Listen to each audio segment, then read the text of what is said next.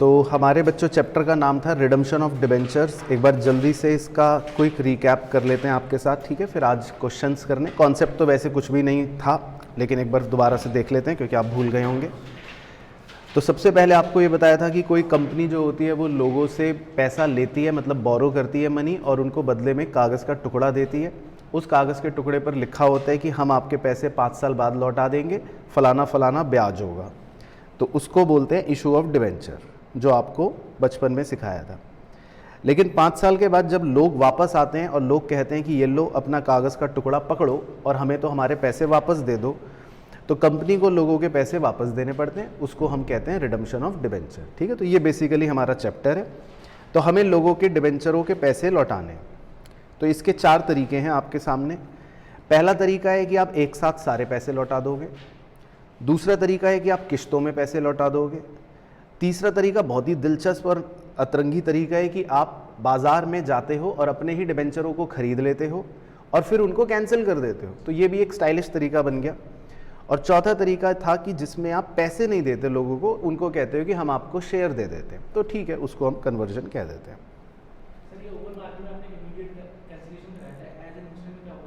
As investment पे हमने कोई सवाल नहीं करा, लेकिन आज एक सवाल आ जाएगा।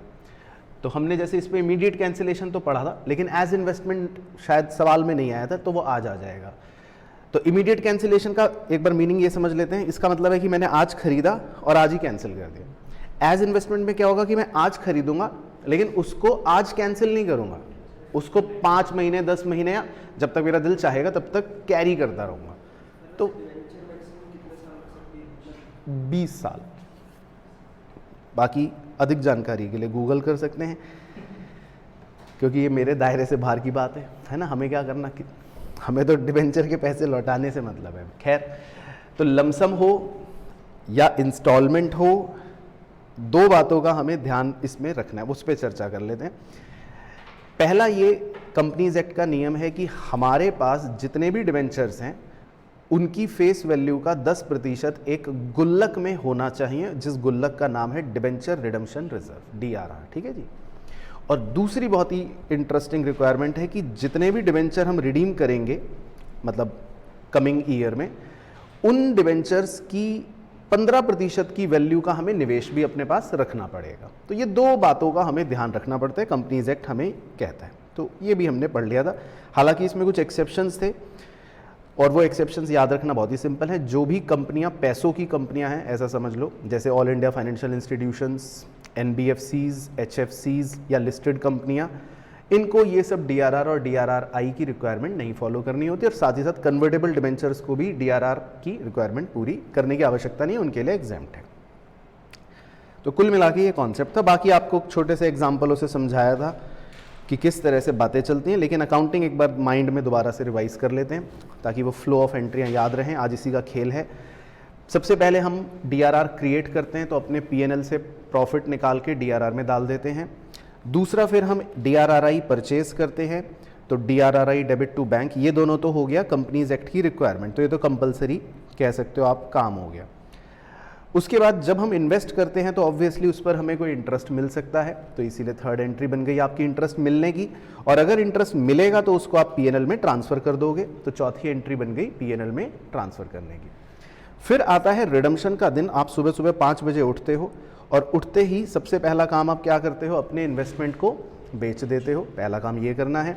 फिर 10 बजे आप लोगों को ऑफिस में बुलाते हो, डिबेंचर होल्डर्स आपके ऑफिस में लाइन लगा के खड़े हो जाते हैं, और 11 बजे आप उनके मुंह पे चेक मार के उन्हें भेज देते हो घर। तो 11 बजे आप उनको पेमेंट करके घर भेज देते हो। फिर अगर आपने उनको कोई प्रीमियम दिया तो उस प्रीमियम को आप राइट ऑफ कर देते हो, और सारा काम होने के बाद शाम को घर जाने से पहले DRR की गुल्लक को फोड़कर जनरल रिजर्व में डाल देते हो। तो ये बेसिकली हमने फ्लो ऑफ एंट्रियाँ समझी थी। और बाकी ओपन मार्केट का कॉन्सेप्ट मैंने आपको कहा था कि चैप्टर 9 के बाद ही आप पढ़ें, यानी कि इन्वेस्टमेंट अकाउंट के बारे में जब आपको ज्ञान हो तब पढ़ें। इसमें कहानी ये होती है कि आप डिबेंचर को पहले खरीद लेते हो, तो जस्ट लाइक इन्वेस्टमेंट आप डिबेंचर इन्वेस्ट करते हो डिबेंचर में, और फिर उसके बाद अपने एसेट और अपनी लाइबिलिटी को आपस में ही कैंसिल कर देते हो। ये हमने इसमें देख लिया था। बाकी मैंने एंट्री भी इसकी लिखवा दी थी कि भाई own debenture debit, interest debit to bank, ये खरीदने की एंट्री हो गई। और फिर उसको कैंसिल करने की एंट्री हो गई percentage debenture debit to own debenture to gain on cancellation, वो एक कैपिटल नेचर का गेन होता है। और चौथा और आखिरी कॉन्सेप्ट था कन्वर्ट करने का, जिसमें एक ही एंट्री होती है सिंपल, कि आप अपने डिबेंचरों को कैंसिल कर देते हो और उनको बदले में शेयर्स दे देते हो। तो डिबेंचर खत्म हो गए और बदले में शेयर कैपिटल इशू हो गई, प्रीमियम होगा तो होगा अकॉर्डिंगली। ठीक है, तो ये हमारा कॉन्सेप्ट था। तो आज हमें बस क्वेश्चन ही क्वेश्चंस करने और फिर उसके बाद आप आज की क्लास के बाद बिल्कुल पक्के हो जाओगे। तो आइए शुरू करें। चलो, तो इलस्ट्रेशन 2 से शुरू कर लेते हैं। पहले पूरा क्वेश्चन पढ़ते हैं क्या है। The following balances appeared in the books of A company, bracket में लिखा है unlisted company other than AIFI, banking, NBFC and HFC। ठीक है, तो इसका मतलब ये गंदी कंपनी है। तो गंदी कंपनी का मतलब ये कि आपको DRR की रिक्वायरमेंट्स अब लगानी पड़ेंगी, है ना, इनके लिए एग्जेम्प्ट नहीं है। As on 31 December 2001। ठीक है, तो एक कंपनी है, उनकी 31 दिसंबर 2001 की मतलब एक बुक्स की बैलेंसेस दे रखी है। तो ऐसी आपको बस समझाने के लिए ऐसे ही बना लेता हूँ, हालांकि कोई बहुत रेलिवेंस नहीं है, लेकिन चलो फिर भी ऐसी मान लेते हैं। कंपनी है, उसकी बैलेंस शीट है 31 दिसंबर की। तो वो कह रहा है कि कंपनी की बैलेंस शीट में हमें कुछ बातें नज़र आ रही हैं। तो एक बार देख लेते हैं कि कंपनी की बैलेंस शीट में हमें क्या बातें नज़र आ रही हैं। तो सबसे पहली बात जो नज़र आ रही है वो दे रखा है जी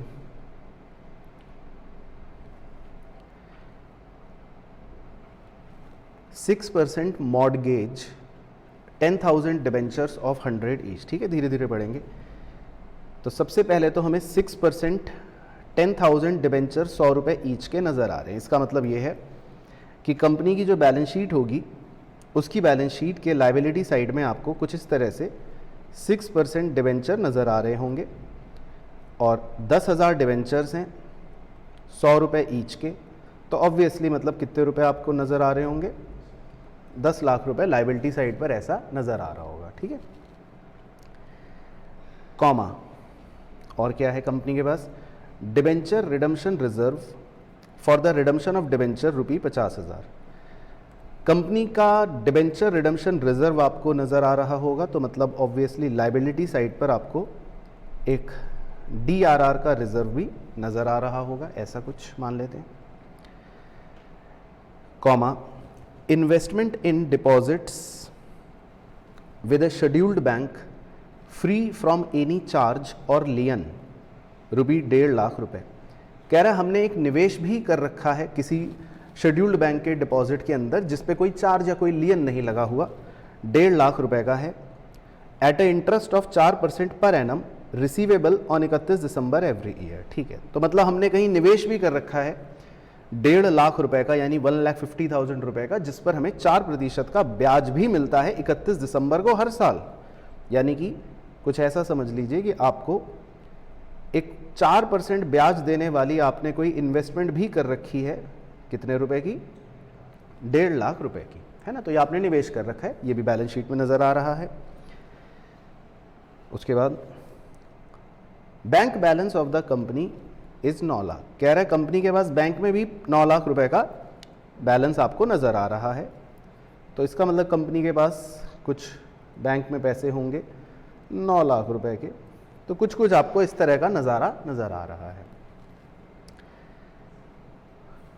फिर लिखा है the interest on debentures has been paid up to 31 December 2001। ठीक है, कह रहा है हमने अपने डिबेंचरों को 31 दिसंबर तक का पूरा ब्याज दे रखा है।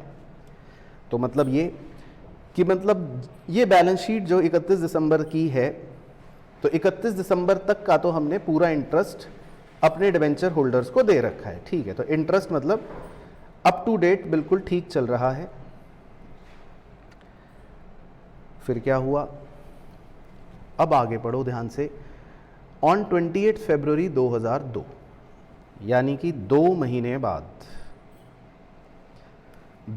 बाद the investments were realised at par. Okay, तो इस लाइन का मतलब है कि सुबह सुबह आप 5 बजे जब उठे तो सबसे पहला काम आपने क्या कर दिया, इन्वेस्टमेंट को बेच दिया। रियलाइज करने का मतलब होता है इन्वेस्टमेंट को आपने बेच दिया है, ठीक है ना। तो मतलब ऐसी डायग्राम पर बना देता हूँ सिर्फ आपको समझाने के लिए। तो जैसे ये तो 31 दिसंबर वाला दिन है जिस दिन आपको बैलेंस शीट दे रखी है।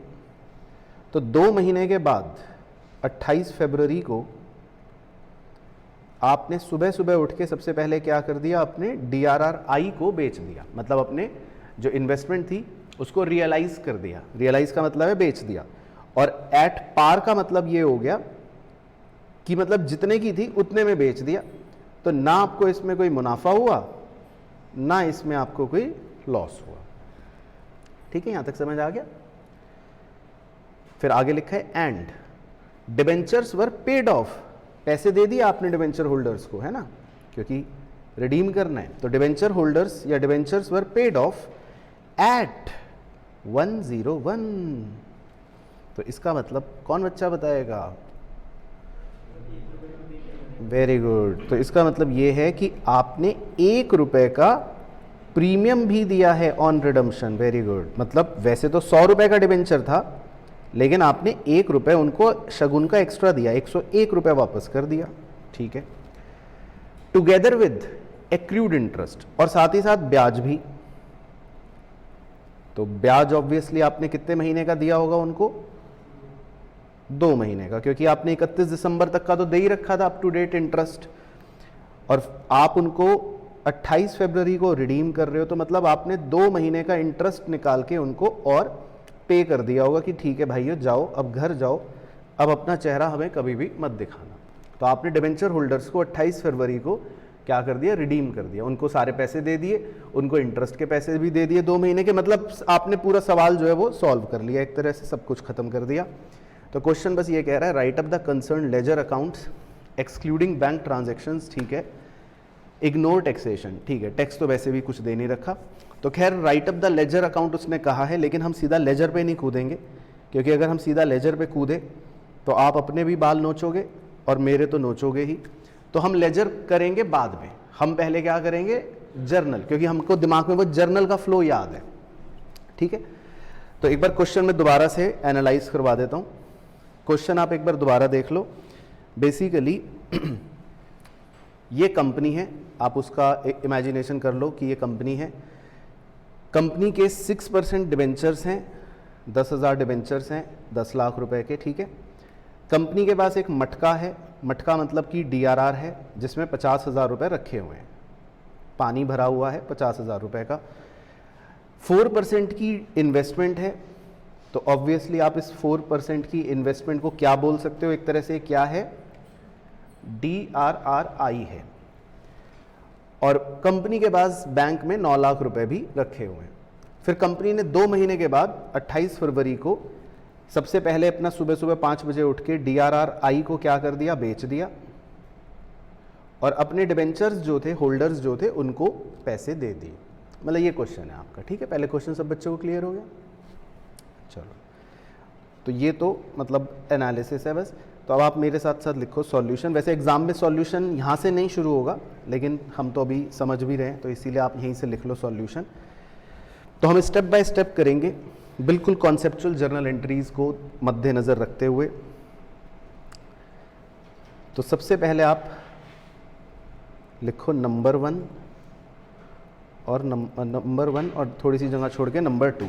सबसे पहले हमारे को जो 2 लीगल रिक्वायरमेंट्स हैं वो चेक करनी है कि वो क्या हैं।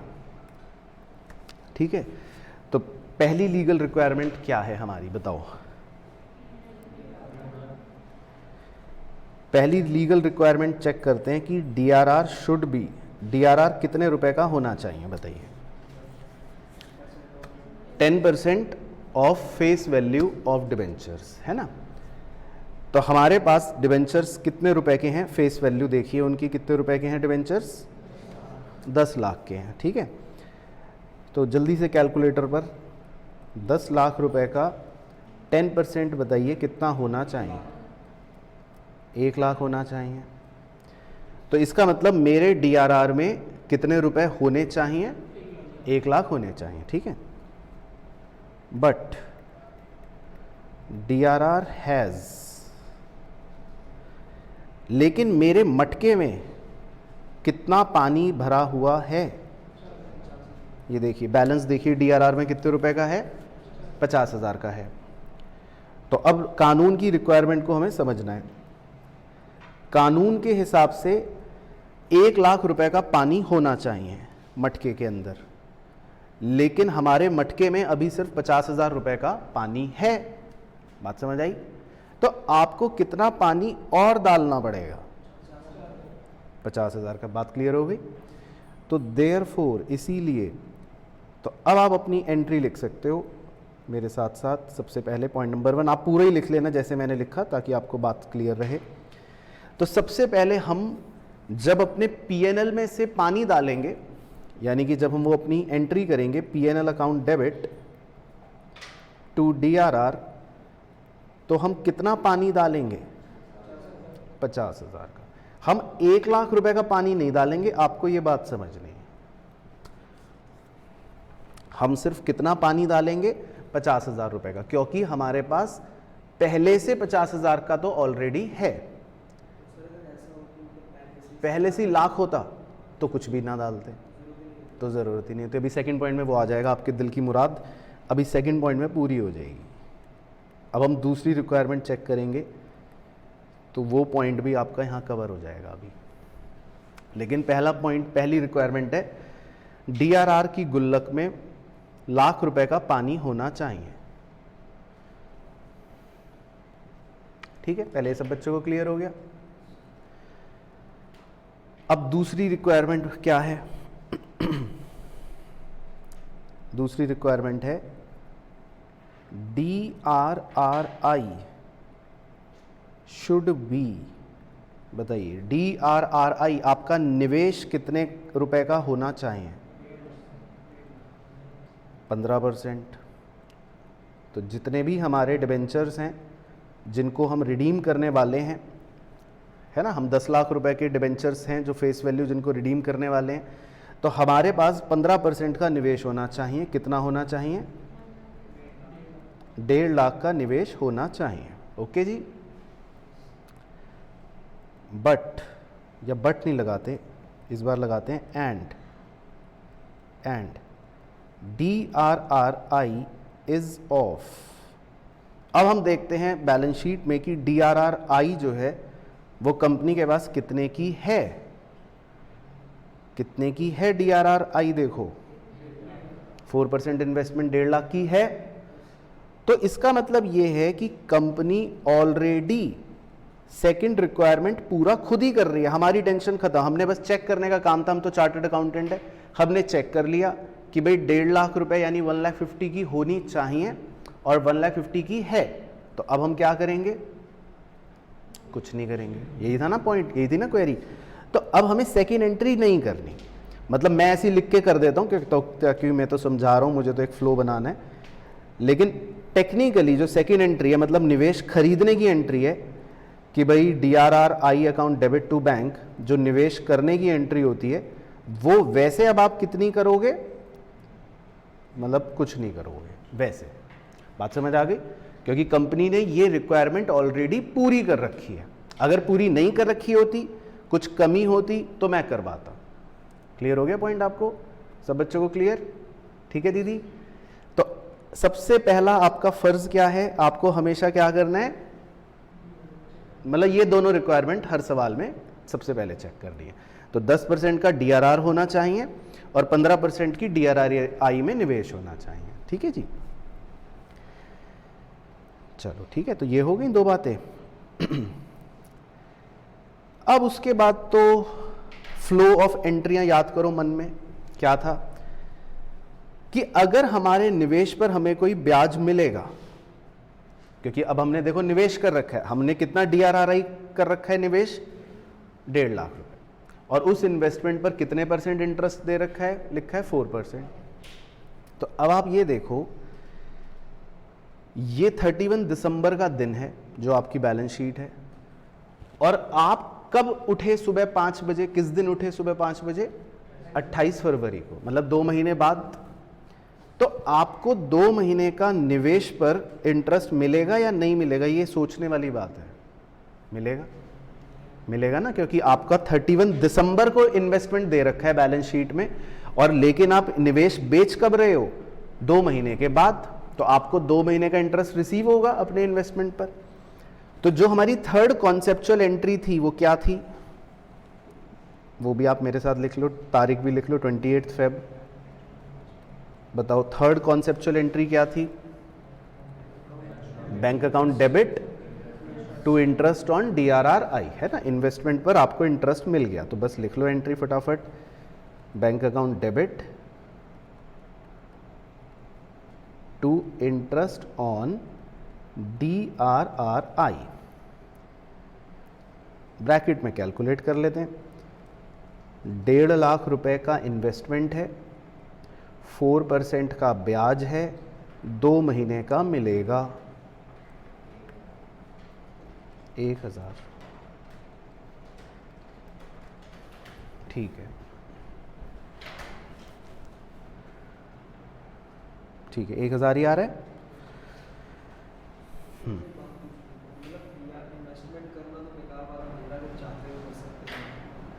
हाँ हाँ, करना चाहे तो कर सकती है, लेकिन मिनिमम 15% होना चाहिए। बाकी वो कंपनी चाहे 2.5 लाख की, कंपनी चाहे 10 लाख की, 20 लाख की, करोड़ की कर ले, कर कोई दिक्कत नहीं, लेकिन 1.5 लाख से कम नहीं होना चाहिए निवेश, रिक्वायरमेंट ये है। तो 3 कॉन्सेप्चुअल एंट्री ओके हो गई। अब चौथी बताइए कॉन्सेप्ट में से देख के, इस ब्याज को अब कहाँ ट्रांसफर कर दोगे? P&L में। तो चौथी कॉम्प्लीमेंट्री एंट्री कर लीजिए, interest on DRRI account debit. तो ये 1000 रुपये का ब्याज कहाँ चला गया? P&L में, to P&L, interest on DRRI account debit to P&L। तो यहाँ तक कॉन्सेप्चुअल 4 एंट्री बिल्कुल फ्लो में चल गई। फिर आपको एक डॉटेड लाइन लगवाई थी कि अब मेन दिन आ गया, मतलब मेन वही 28 फरवरी वाला रिडम्पशन वाला दिन आ गया। तो सबसे पहले सुबह सुबह उठ के 5 बजे आप पहला काम क्या करोगे? इन्वेस्टमेंट को बेच दोगे। तो इन्वेस्टमेंट को बेच देते हैं सबसे पहले सुबह सुबह 5 बजे। तो उसकी एंट्री बताइए। Very good, bank account debit to DRRI। तो अपनी इन्वेस्टमेंट हमने बेच दी, और क्वेश्चन ने लिखा था कि आपने पार पे बेची, मतलब कोई फ़ायदा कोई नुकसान नहीं हुआ। तो 1.5 लाख की थी, मतलब 150 की थी, तो 150 की ही बेच दी, है ना। तो ये सिंपल हो गया, कोई फ़ायदा नुकसान नहीं हुआ। तो सुबह सुबह 5 बजे आपने अपनी इन्वेस्टमेंट बेच दी। फिर सुबह सुबह 10 बजे आप सब क्या करेंगे? अपने डिवेंचर होल्डर्स को ऑफिस में बुलाएंगे, ड्यू करेंगे, है ना। तो उसकी एंट्री क्या लिखवाई थी या क्या होगी? 6% डिवेंचर अकाउंट डेबिट। तो 10,000 डिवेंचर्स हैं, 100 रुपये की फेस वैल्यू है, तो 10 लाख रुपए आपके डिवेंचर्स के हैं, ये तो हो गया फेस वैल्यू। लेकिन आपने शगुन के 1 रुपये एक्स्ट्रा भी देने थे, तो आप चिपकाओगे premium on redemption account debit. 1 रुपये प्रीमियम का चिपका दो, यानी 10,000 रुपये।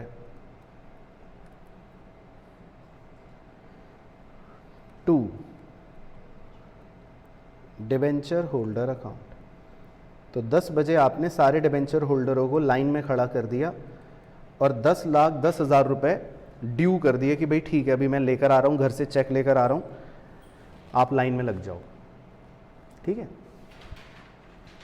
तो 10 बजे आपने डिवेंचर होल्डरों को लाइन में लगा दिया। फिर क्या बताया था नेक्स्ट? 11 बजे क्या करना है? उनके मुंह पर चेक मारना है। तो उसकी एंट्री क्या? सही, डिवेंचर होल्डर अकाउंट डेबिट 10,10,000 रुपये टू बैंक अकाउंट। तो आपने उन्हें 10,10,000 रुपये दे दिए।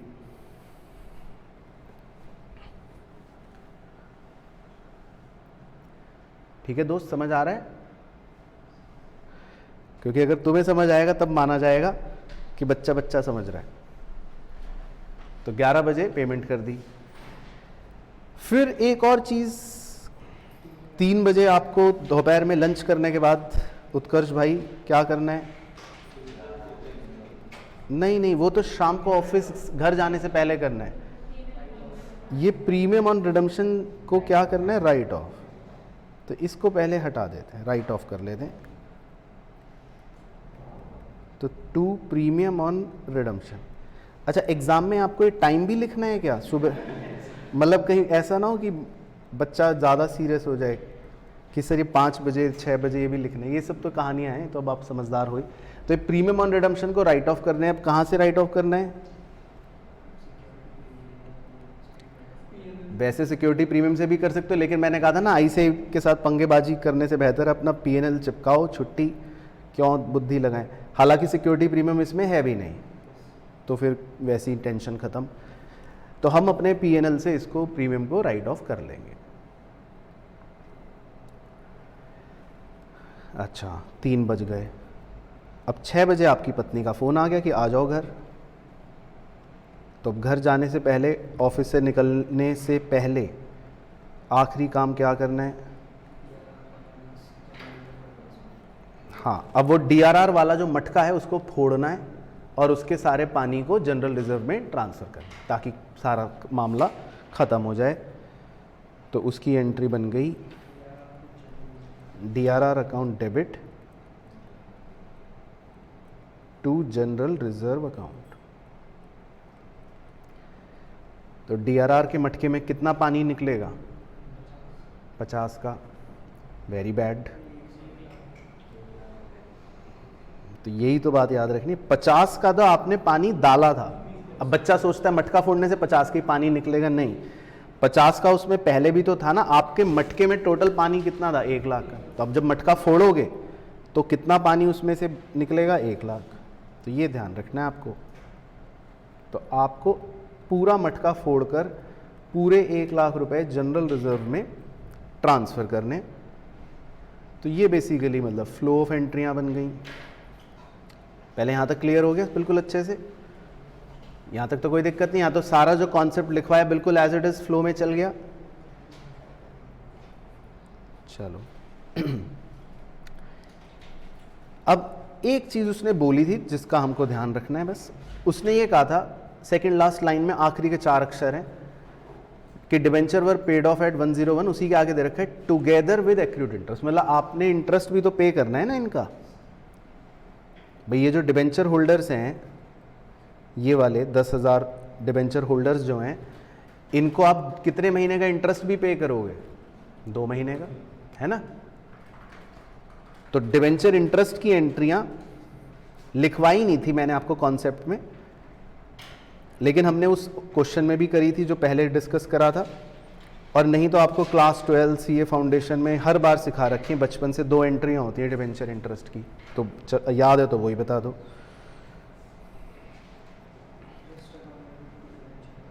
ठीक है, एक तो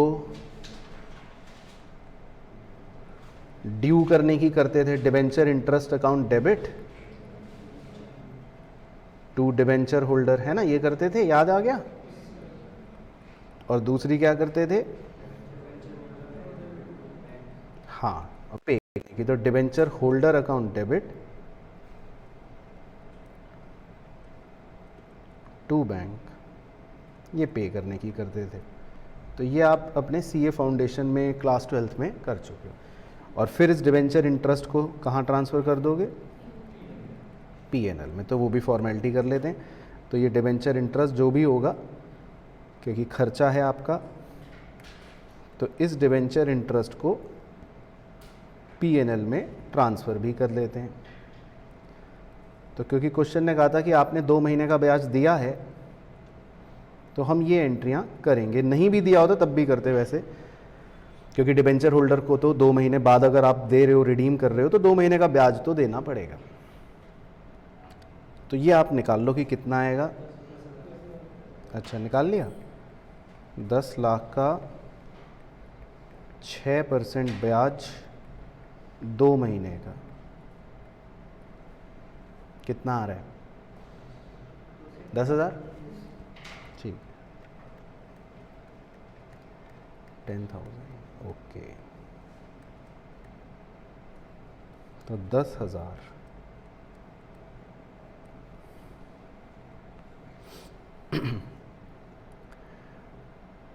ठीक है। तो बिल्कुल आपको अच्छे से क्लियर हो गया, फ्लो ऑफ एंट्रियां समझ आ गई। चलो, तो अभी तक हमारे एग्जाम में है 0 नंबर, क्योंकि क्वेश्चन ने ये सब मांगा ही नहीं था। ड्रामा ये तो मैं करवा रहा हूँ आपकी कॉन्सेप्चुअल क्लैरिटी के लिए। हो सकता है जनरल मांग ले, लेकिन इस सवाल में क्वेश्चन ने ये कहा था right up the concerned ledger accounts excluding bank transaction. कह रहा है बैंक वाला छोड़ देना, बाकी कंसर्न्ड अकाउंट्स जो हैं वो बना देना। तो अब हमने जर्नल एंट्रियां तो कर ली है ना, तो एक बार खाते गिन लेते हैं कि भाई कौन कौन से एंट्रियों में जो खाते आएंगे उस पर नंबर डाल लेते हैं। जैसे हमने पहली एंट्री करी PNL account debit to DRR, तो इसका मतलब आपको एक अकाउंट कौन सा बनाना पड़ेगा? डीआरआर। पीएनएल नहीं बनाते क्योंकि पीएनएल तो कंपनी अपना कंप्लीट बनाएगी ना, वो हमको नहीं बना के शो करना। तो एक पहला लेजर कौन सा बनाएंगे? डीआरआर। फिर अगली एंट्री आपने मतलब वैसी नाम की कर रखी है डीआरआर अकाउंट, मतलब डीआरआर आई टू बैंक, तो इसका मतलब दूसरा खाता आपको कौन सा बनाना पड़ेगा? डीआरआर आई का। बैंक नहीं बनाना, वो उसने क्वेश्चन ने मना कर दिया था, इग्नोर बैंक, है ना, लिखा था ना, पढ़ लेता हूँ एक बार। Concern ledger account excluding bank transactions, ठीक है, तो बैंक छोड़ देते हैं। फिर तीसरी एंट्री हमने करी bank account debit to interest on DRR I, तो तीसरा खाता कौन सा बनाना पड़ेगा? Interest on DRR I account. 3 हो गए। फिर अगली कर रखी है interest on DRR I to PNL, तो ये तो हो ही गया। 5वीं कर रखी है bank account debit to DRR I, ये भी हो ही गया। 6ठी कर रखी है 6% डिवेंचर अकाउंट, तो एक ये बनाना पड़ेगा, चौथा खाता। 4 premium on redemption account, 5 to debenture holder, तो डिवेंचर होल्डर 6 खाते हो गए। फिर debenture holder debit to bank, तो चलो ये हो ही गया। फिर PNL to premium on redemption, मतलब काउंटिंग करी ली, है ना। फिर डीआरआर टू जनरल रिजर्व, तो जनरल रिजर्व बनाना पड़ेगा 7। भाई समझ आ रहा है सबको? फिर debenture interest to debenture holder, ये तो हो ही गया। फिर डिवेंचर होल्डर टू बैंक भी हो गया, पीएनएल टू डिवेंचर इंटरेस्ट भी काउंटिंग में हो ही गया। तो मतलब आपको टोटल कितने खाते बनाने हैं? 7 बनाने। तो 7 ढांचे बनाते हैं, सुंदर सुंदर, आ जाओ।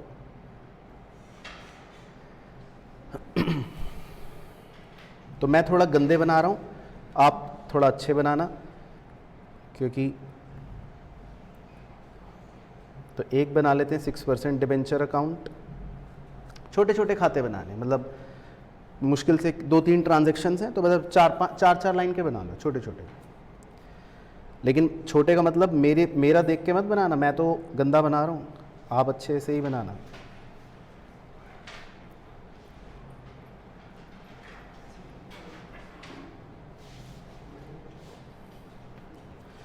तो एक बना लो 6% डिवेंचर अकाउंट, ठीक है। और कौन सा था? एक था प्रीमियम ऑन रिडम्पशन,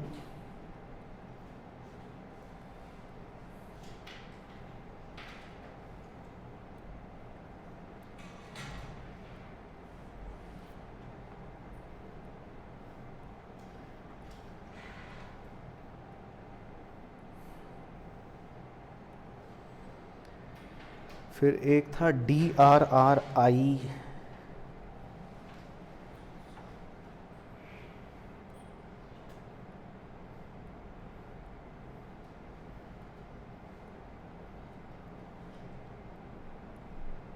फिर एक था इंटरेस्ट ऑन डीआरआर आई,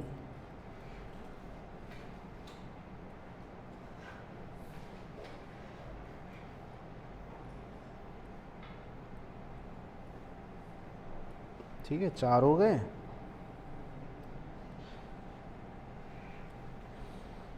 और था डिबेंचर इंटरेस्ट अकाउंट, एक ये भी था debenture interest account,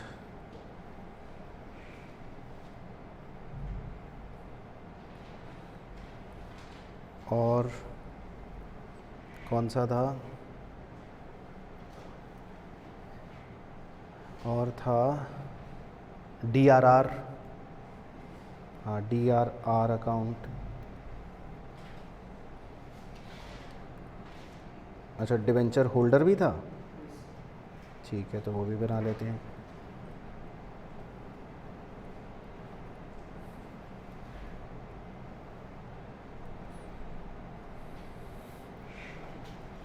debenture holder account, और एक और था जनरल रिजर्व। जनरल रिजर्व चाहो छोड़ भी दो क्योंकि वो भी PNL की तरह ही होता है। तो बताओ बनाना है या छोड़ना है?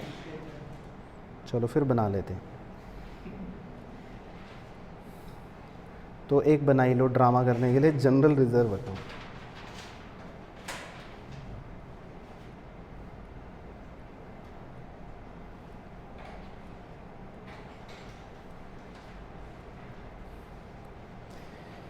चलो तो 8 ढांचे बना लो, आप भी बना लो, फिर साथ में शुरू करेंगे, ठीक है ना। बन 8 गए। 6% debenture account, premium on redemption account, DRRI account, interest on DRRI account, debenture interest account, DRR account, debenture holder account और जनरल रिजर्व। नहीं है ना, एक पहले हमने वही काउंटिंग में गलती करी। इंटरेस्ट ऑन DRRI तो है वो इनकम वाला है, लिख लो भाई। ये तो वो इंटरेस्ट है जो हमें मिला था, इनकम वाला है।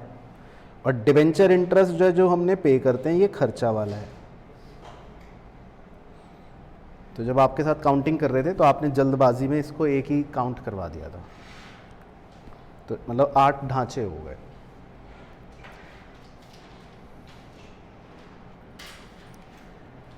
चलो तो अब पोस्टिंग शुरू कर लेते हैं, ठीक है। ढांचे तो बन गए, अब आप एंट्री आप बोलोगे, मैं तो पोस्टिंग करूँगा। पहली एंट्री क्या करी थी? नंबर 1 एंट्री, बस ओरली एक बार आप बोल दो, फिर पोस्टिंग मैं करूँगा। PNL डेबिट टू DRR, ठीक है। तो DRR के खाते में आ जाओ और 31 दिसंबर की डेट डाल के लिख लो। पहले तो लिखना बाय बैलेंस BD। DRR के खाते में आ जाओ, पहले तो लिखना बाय बैलेंस BD। कितना बैलेंस था पहले से? 50, है ना। तो आपकी गुल्लक में 50,000 था पहले से, ये तो हो गया ओपनिंग बैलेंस।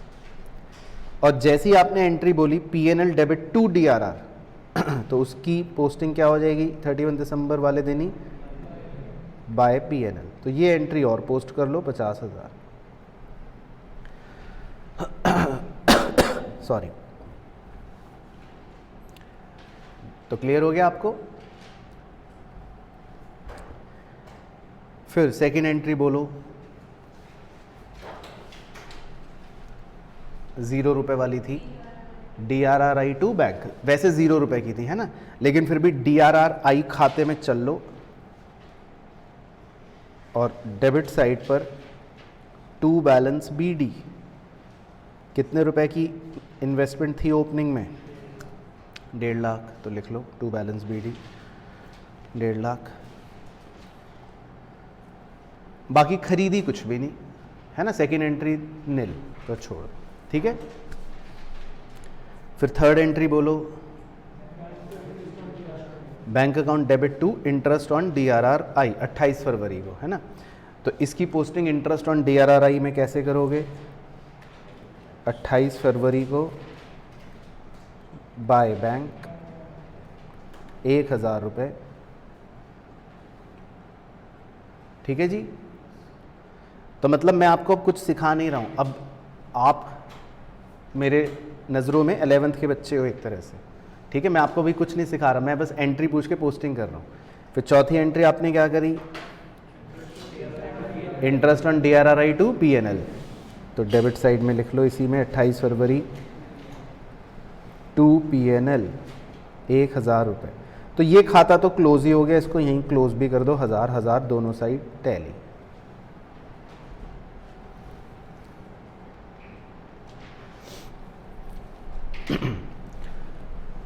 चलो 4 एंट्री हो गई। 5वीं एंट्री बोलो।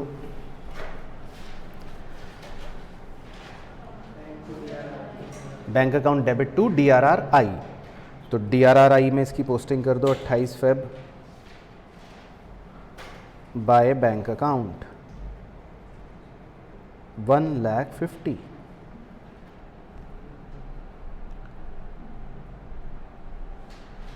तो DRRI भी क्लोज हो गया, तो इसको भी क्लोज कर दो, दोनों साइड का टोटल 150।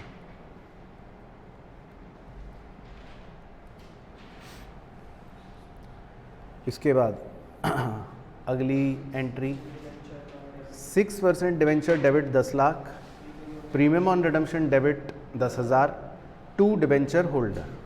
ठीक, तो इसको सतर्कता से करते हैं। तो पहले तो 6% डिवेंचर में कर देते हैं 28 फरवरी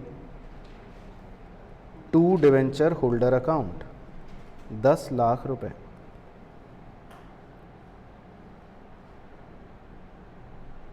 फिर प्रीमियम ऑन रिडम्पशन में भी डेबिट साइड पर कर देते हैं 28 फरवरी को टू डिवेंचर होल्डर अकाउंट 10,000 रुपये। तो ठीक है भाइयों बहनों, और टू डिवेंचर होल्डर लिखा था, तो डिवेंचर होल्डर के खाते में चल के 28 फेब को क्या क्या पोस्ट कर देंगे, बाय 6% डिवेंचर अकाउंट 10 लाख और by premium on redemption account 10,000। मैंने शॉर्ट में PRD लिख दिया, ठीक है, वो ऐसी है, बट आपके लिए है प्रीमियम ऑन रिडम्पशन। तो ठीक है जी, पोस्टिंग नंबर 6 भी हो गई, 5 मतलब, सॉरी, हाँ नहीं 6 तक पहुंच गए थे, ठीक है। फिर उसके बाद entry number 7, debenture holder debit to bank account. ठीक है, तो डिवेंचर होल्डर में डेबिट साइड पे ही लिख लो 28 Feb to bank account 10 lakh 10, और ये खाता तो क्लोज हो गया, तो इसको क्लोज कर दो, 10 लाख 10 टोटल आ गया।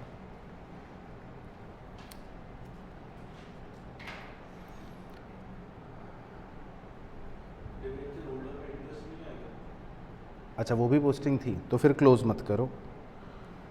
मैं यही देख रहा था कि कौन बच्चा अलर्ट है, क्योंकि डिवेंचर होल्डर की तो और भी पोस्टिंग है। ठीक है, तो अभी क्लोज नहीं करते। चलो, तो एंट्री 7 तक हो गया, ठीक है। Next entry 8, PNL debit to premium on redemption. ठीक है, तो प्रीमियम ऑन रिडम्पशन खाते में चलते हैं और क्रेडिट साइड पे लिख लेते हैं 28 फरवरी बाय PNL 10,000। तो इसको क्लोज कर दें उत्कर्ष भाई, ओके, तो ये क्लोज कर लेते हैं 10,000 दोनों साइड, ठीक है। उसके बाद entry number 9, DRR to general reserve. तो DRR में डेबिट साइड पे आ जाते हैं 28 Feb to general reserve 1 lakh, ये खाता भी क्लोज कर देते हैं।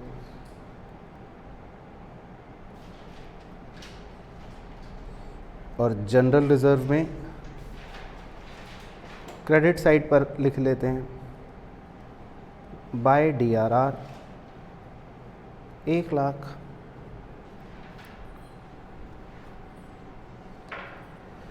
ठीक है, तो सब बच्चों को क्लियर है। चलो, उसके बाद next entry, debenture interest to debenture holder 10,000। ठीक है, तो डिवेंचर इंटरेस्ट में आ जाते हैं डेबिट साइड पर टू डिवेंचर होल्डर 10,000, और डिवेंचर होल्डर में आ जाते हैं क्रेडिट साइड पर बाय डिवेंचर इंटरेस्ट 10,000।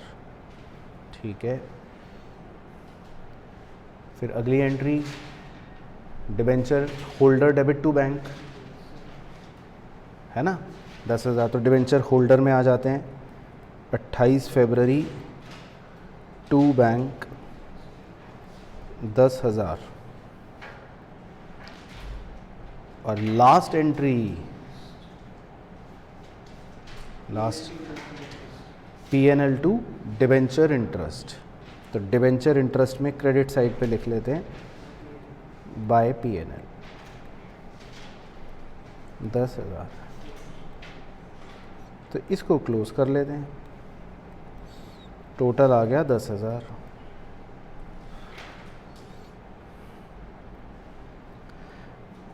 तो ठीक है सबको पोस्टिंग। बस अब डिवेंचर होल्डर को भी क्लोज कर लो, 10,20,000 दोनों साइड, 10,20,000।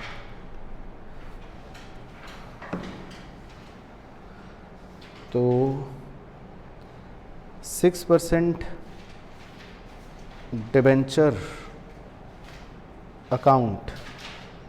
ओके, तो इसमें हमने ओपनिंग बैलेंस नहीं लिख रखा था, तो 6% डिबेंचर अकाउंट में क्रेडिट साइड पर 31 दिसंबर वाले दिन का बैलेंस लिख लीजिए, by balance BD। Opening balance था ना 10 लाख का, वो लिख लीजिए। तो अब ये भी क्लोज हो गया, दोनों साइड का टोटल 10 लाख 10 लाख।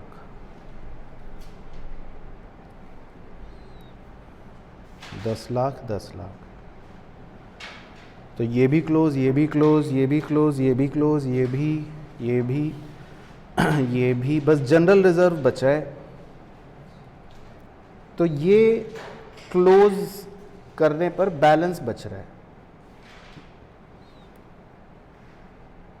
इसमें बच रहा है। एक ही खाता है जिसमें बैलेंस बच रहा है बस,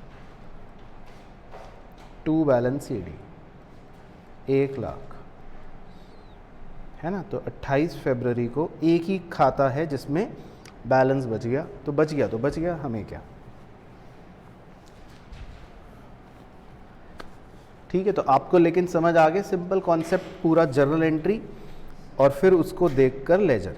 तो बेसिकली पॉइंट ये है कि आपको लेकिन प्रैक्टिस करते करते और माइंड में सोचते सोचते किस लेवल पर पहुंचना पड़ेगा कि आप डायरेक्ट लेजर करें, है ना। एग्जाम में थोड़ी ना 10-8 नंबर के लिए इतनी कहानियां लगाएंगे। तो अब क्या करना है धीरे धीरे, मतलब एकदम नेक्स्ट सवाल में नहीं, लेकिन और धीरे धीरे अंत तक पहुंचते पहुंचते कि ये 9-10 एंट्रियां जो होंगी वो आपके कहाँ होंगी, दिमाग में। इसीलिए वो कहानियां सुनाई सुबह 5 बजे, सुबह 10 बजे और ये वो, ताकि वो दिमाग में कहानी बन जाए। और फिर हम सीधा क्या करेंगे, पोस्टिंग मतलब लेजर करेंगे। ठीक है, अच्छा, तो ये क्वेश्चन तो हो गया। ठीक है जी, तो नेक्स्ट क्वेश्चन पे चलते हैं। अगला करते हैं इलस्ट्रेशन 3। तो इसको पढ़ लेते हैं, क्या कह रहा है।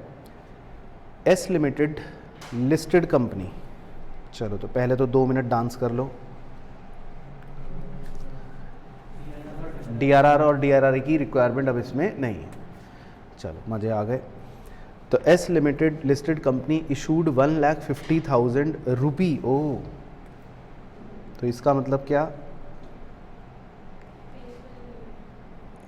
रुपी 1,50,000। हाँ, तो इसको आपको इंटरप्रेट करना आना चाहिए। इसका मतलब ये है कि इस कंपनी ने इशू करे हैं 1500 डिबेंचर्स ऑफ 100 ईच, क्योंकि डिबेंचर की फेस वैल्यू 100 ही मानी जाती है, कुछ भी नहीं बोले तो इस कंपनी ने 1500 डिबेंचर 100 रुपये ईच के इशू करे हैं, 5% debenture on 30 September 2000, on which interest is payable half yearly on 31 March and 30 सितंबर। ठीक है, तो पहले इतना डायग्राम बना लेता हूँ। तो कह रहा है कि भाई एक कंपनी है, उसने 30 सितंबर 2000 वाले दिन, है ना, इस दिन 1500 6% ही है, सॉरी 5% डिबेंचर्स इशू करे हैं, 5% debenture issued of rupee 100 each. ठीक है, और ये कंपनी हर 6 महीने में ब्याज देती है। तो 6 महीने बाद क्या तारीख आएगी, 31 मार्च। 2001 है ना, इसमें आई बना देता हूँ, ये इंटरेस्ट का दिन होगा। फिर 6 महीने बाद क्या तारीख आएगी, 30 सितंबर 2001, आई बना देता हूँ। फिर 6 महीने बाद क्या तारीख आएगी, 31 मार्च 2002, आई बना देते। तो मतलब आगे डायग्राम लेके चलता रहूँगा तो हर 6-6 महीने में कंपनी इंटरेस्ट देती रहेगी। अब क्या कह रहा है, आगे पढ़ते हैं। The company has power to purchase debentures in open market for cancellation. ठीक है, तो कह रहा है कंपनी के पास शक्तियां हैं कि वो अपने डिबेंचर खरीद ले ओपन मार्केट में और कैंसिल कर दे। ठीक है, नहीं कर सकती हैं, लेकिन उसके लिए आर्टिकल्स में मेंशन करना पड़ता है। तो ये लाइन बस इसलिए बताने के लिए, मतलब इससे हमें कोई दिक्कत नहीं है, तो कंपनी सेक्रेटरी देखेगा, हम तो चार्टर्ड अकाउंटेंट हैं, हम तो अपनी एंट्रियाँ डालेंगे। तो ये कंपनी सेक्रेटरी का काम होगा मेनली कि भाई कंपनी के पास इतनी अथॉरिटी है कि वो ओपन मार्केट में जा सकती है या नहीं। तो इसीलिए आपको भी कंपनीज एक्ट तो पढ़ाते हैं ना। सर आप क्या कहते हैं, जनरल एंट्री फिर माइंड में रखो, सीधा वो बना देना है। सर वर्किंग नोट में तो दिखानी पड़ेगी। नहीं नहीं, वर्किंग नोट में आपको जर्नल नहीं दिखाने, सीधा लेजर ही दिखाना है ना। ठीक है, यहाँ तक ओके पहले क्वेश्चन। अच्छा जी, तो कंपनी के पास जो है वो कह रहा है शक्तियां हैं ओपन मार्केट में कैंसिल करने की। तो ये एक जानकारी दे रखी है, मतलब इससे मेरे ऊपर कोई प्रभाव नहीं पड़ेगा। लेकिन अब आगे क्या कह रहा है, आगे कह रहा है the following purchases were made during the year ended 31 दिसंबर 2002। अच्छा, तो इसका मतलब ये कैलेंडर ईयर फॉलो कर रहे हैं, चालबाजी। तो डायग्राम को कैलेंडर ईयर के अनुसार बना लेते हैं। तो कैलेंडर ईयर कैसे बनता होगा, मतलब 1 जनवरी से 31 दिसंबर तक बनेगा। ठीक है, चलो तो बना लेंगे वो। तो मतलब यहाँ पे 1 जनवरी 2001, तो मतलब ये जो अकाउंटिंग फॉलो करते हैं ये इस तरह की करते हैं, 31 दिसंबर 2001, इस तरह से ये अकाउंटिंग ईयर इनका क्या है, कैलेंडर ईयर है। ठीक है, तो आपको डायग्राम क्लियर है भाई। ठीक है, तो कह रहा है कि the following purchases were made during the year ended 31 दिसंबर 2002। अच्छा, 31 दिसंबर 2002 वाले ईयर एंड की बात कर रहा है। तो इसका मतलब डायग्राम तो मुझे और लंबा खींचना पड़ेगा वैसे तो मैं एक काम करता हूँ, डायग्राम को थोड़ा सा मॉडिफाई कर देता हूँ रिवर्स ऑर्डर में। ऐसा करता हूँ, ये 2002 से ही रिवर्स कर देता हूँ। तो 2002, वो सॉरी हाँ मार्च वाला तो 3 हो गया। फिर ये 2002, 1 जनवरी 2002, और बाकी जब इशू करे थे वो मान लेते हैं 30 सितंबर को जब करे थे 2000 में, तो लगभग उसके बाद 15 महीने लिख देता हूँ कि ये 15 महीने का समय है। तो इससे कोई आपत्ति तो नहीं है ना। 30 सितंबर 2000 को जब इशू करे थे तो वहाँ से लेके 15 महीने बाद तक का मैंने समय लिख दिया। तो 1 जनवरी 2002 से हमारा ईयर एंड बेसिकली मतलब ईयर नया अकाउंटिंग शुरू हो गया। ऐसे कर लिया डायग्राम को, ठीक है। नहीं तो फिर आगे लंबा बनाना पड़ता ना, फालतू में टाइम वेस्ट भी, और अकाउंटिंग कुछ होती नहीं। तो उसने हमें 31 दिसंबर 2002 के ईयर एंड के कुछ परचेजेस दे रखे हैं, and the cancellation were made on same date. तो इसका मतलब ये है कि जिस दिन हम खरीद रहे हैं अपने डिवेंचर, हम उसी दिन क्या कर रहे हैं, कैंसिल कर रहे हैं। तो इसका मतलब ये बन गई बात इमीडिएट कैंसिलेशन वाली। अभी अगला सवाल आएगा जिसमें आप खरीदोगे लेकिन कैंसिल नहीं करोगे, तो वो हो जाएगा कि खरीद के रख लिया एज इन्वेस्टमेंट। तो इसमें लिखा है कि खरीदा और उसी दिन कैंसिल भी कर दिया, लेकिन अगले सवाल में होगा कि खरीदा लेकिन कैंसिल नहीं करा, तो इसका मतलब वो हो जाएगा एज इन्वेस्टमेंट, है ना, वो भी बाद में आ जाएगा। तो खैर इसमें तो उन्होंने खरीद के कैंसिल कर दिया। तो क्या क्या है, on 31 December 2000 investment were made for the purpose of redemption were 22,500 रुपये। अच्छा, ये बात कह रहा है कि हमने 31 दिसंबर 2000 को इन्वेस्टमेंट्स खरीदे थे रिडम्पशन के पर्पस के लिए 22,500 रुपये के। तो मतलब ये इन्होंने DRRI कोई खरीद लिया होगा, हालांकि इनको ज़रूरत नहीं थी पर कंपनी चीती है। जैसा आपने पूछा था ना कि भाई कंपनी क्या सर निवेश कर सकती है अपने मन से, तो बिल्कुल कर सकती है, कोई रोक नहीं है भाई, निवेश तो कोई भी कर सकता है। तो इनको रिक्वायर्ड नहीं था लेकिन फिर भी इन्होंने कर दिया, तो मुझे इससे कोई मतलब नहीं है, कर दिया तो कर दिया, मुझे कोई दिक्कत नहीं है। लेकिन इन्होंने जो खरीदा वो पढ़ लेते हैं कि इन्होंने क्या खरीदा। 1 मार्च 2002 रुपी 25,000 nominal value purchased for rupee 24,725 x interest. तो ये बात लिख लेता हूं मैं कि 1 मार्च 2002 को, यानी कि जहां मैं हाथ का निशान बना रहा हूं, 1 मार्च 2002 को इन्होंने परचेज करे हैं। बताओ कितने डिबेंचर परचेज करें? 250 डिबेंचर्स। बताओ मुझे कैसे पता चला? क्योंकि कह रहा है 25,000 रुपए के नॉमिनल वैल्यू के डिबेंचर्स। तो ये आपको पहले सिखा रखा है ना, इसका मतलब आपने 250 डिबेंचर्स परचेज कर लिए हैं। और कितने रुपए के परचेज कर लिए हैं? 24,725 एक्स इंटरेस्ट। तो ये बात भी लिख लेता हूं। तो ये हमने खरीद लिए हैं 24,725 रुपए के, और ब्रैकेट में लिख देता हूं एक्स इंटरेस्ट। तो ये बेसिकली आप समझ लो, ये आप चैप्टर 9 पे पहुंच गए। वहाँ पे इस तरह की बातें होती थी ना कि आप किसी पर्टिकुलर तारीख पे डिबेंचर खरीदते थे और एक्स इंटरेस्ट खरीदते थे। तो ये चैप्टर 9 वाली मतलब आप इमेज माइंड में बना सकते हो। अच्छा, फिर क्या खरीदा? सेकंड दे रखा है जी 1 सितंबर 2002 रुपी 20,000 नॉमिनल वैल्यू। तो बताओ कितने?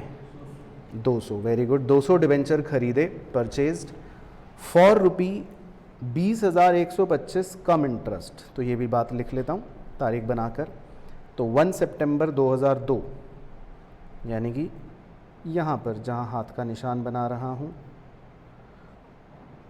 तो 1 सितंबर 2002 को उसने परचेज करे हैं 200 डिबेंचर्स, 200 डिबेंचर्स। कितने रुपए के? 20,125 रुपए के, और ब्रैकेट में लिखा है कम इंटरेस्ट। तो 20,125 रुपए के परचेज करे हैं कम इंटरेस्ट। तो वही आप अपने दिमाग में क्या सोच सकते हो, चैप्टर 9 उसमें आप खरीदते थे ना डिबेंचर कम इंटरेस्ट। तो दो चीज़ें उसने खरीद ली, 2 बार उसने खरीद लिया। कितने परसेंट डिबेंचर खरीदे? ये रे कंपनी के कितने परसेंट डिबेंचर थे? 5% डिबेंचर। तो कंपनी अपनी डिबेंचर खरीद रही है, तो मतलब ये जो डिबेंचर खरीदे हैं कंपनी ने अपने वाले ही खरीदे हैं। ओन डिबेंचर, परचेज लिख देता हूँ, ओन डिबेंचर है ना, अपने वाले खरीदे हैं। और जिस दिन खरीदे उसी दिन क्या कर दिया इनको? कैंसिल भी कर दिया, है ना।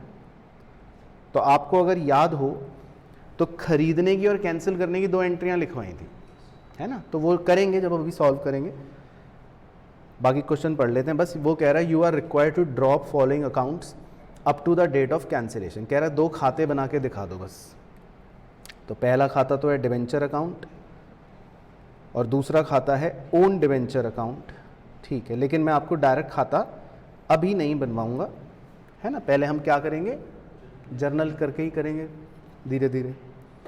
बट आपको पहले क्वेश्चन देख लो, ये क्वेश्चन समझ आ गया आपको पहले, ठीक है। तो आप ये बना सकते हो अपने समझने के लिए डायग्राम, थोड़ा सा आपको भी रेफरेंस रहेगा बाद में। तो बेसिकली आप ये छोटा सा डायग्राम बना लो, खासकर इस कैलेंडर ईयर का बना लो चाहे। बाकी शुरुआत की बात तो बेकार है, वो उसने इशू करे उससे अब हमें कोई लेना देना एज सच कुछ भी नहीं है। तो बस जो 1 जनवरी से लेके 31 दिसंबर का दायरा है वो इम्पॉर्टेंट है, क्योंकि वो क्वेश्चन है हमारा, तो वो आप बना लो चाहे। चलो ठीक है।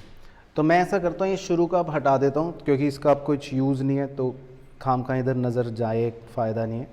तो ये इशू करने से मुझे कोई मतलब नहीं है, मेरे को तो बस ये कैलेंडर ईयर की अकाउंटिंग करनी है और मेनली जर्नल करनी है ना। तो आगे से भी मुझे कोई मतलब नहीं है, छोड़ो। तो अब हम सबसे पहले जर्नल एंट्री करते हैं जो हमने सीखी थी, ठीक है जी।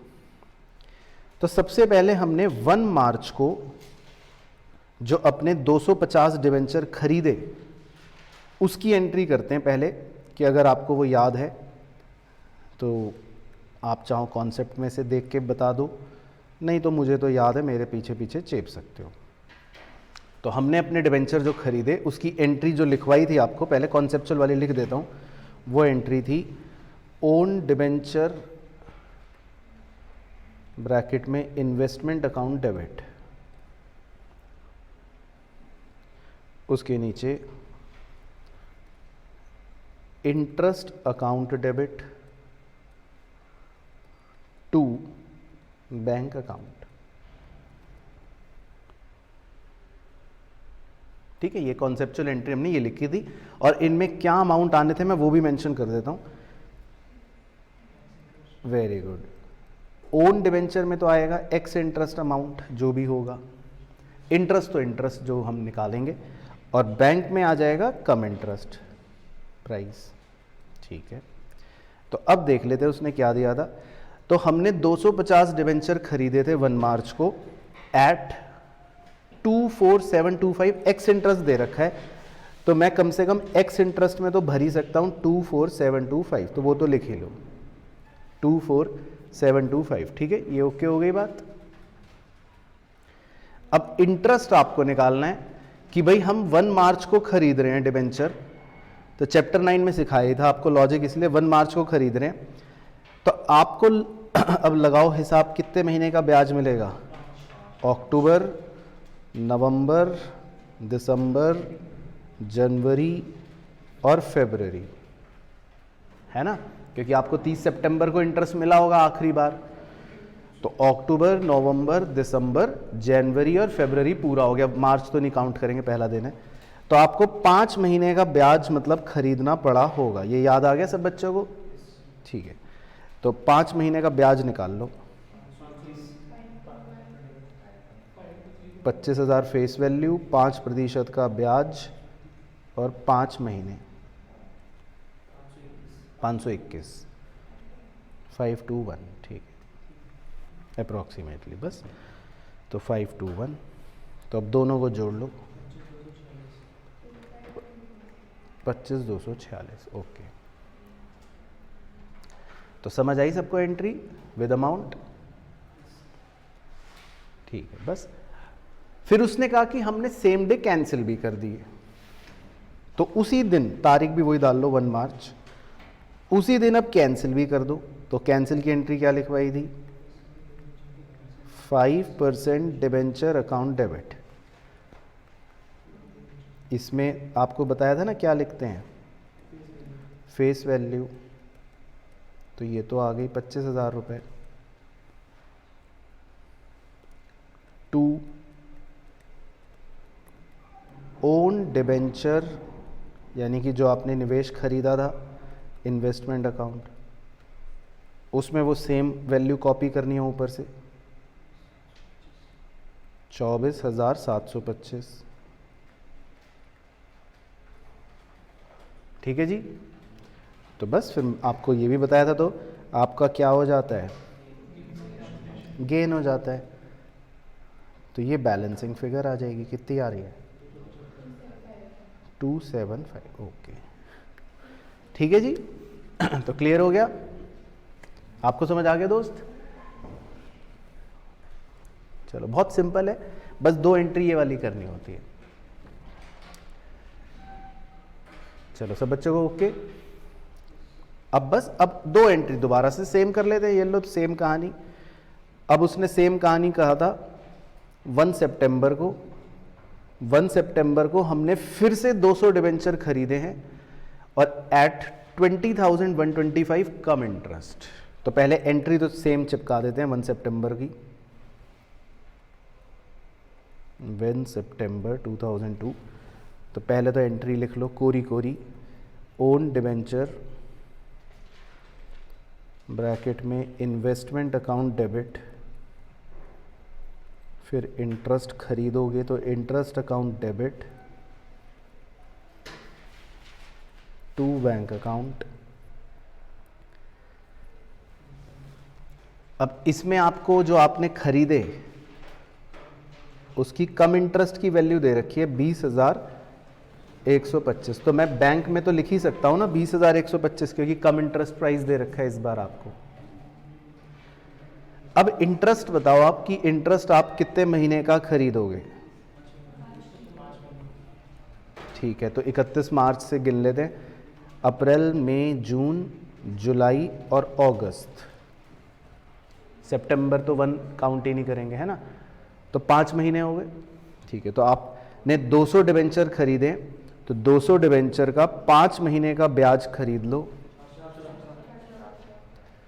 ठीक है, तो 200 इंटू 100 मतलब 20,000 का 5% ब्याज 5 महीने का कितना आ गया, 417। ओके, तो अब आप एक्स इंटरेस्ट प्राइस लिख सकते हो एज बैलेंसिंग फिगर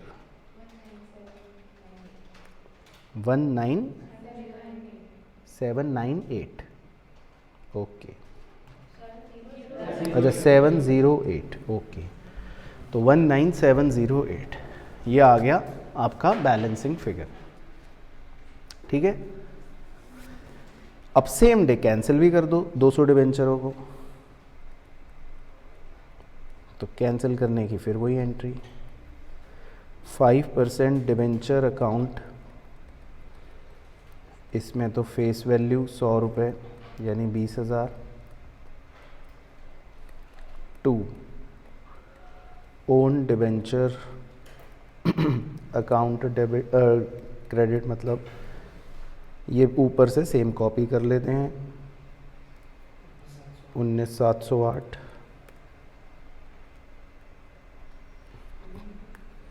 तो 2 गेन ऑन कैंसिलेशन कितना बच गया बैलेंस,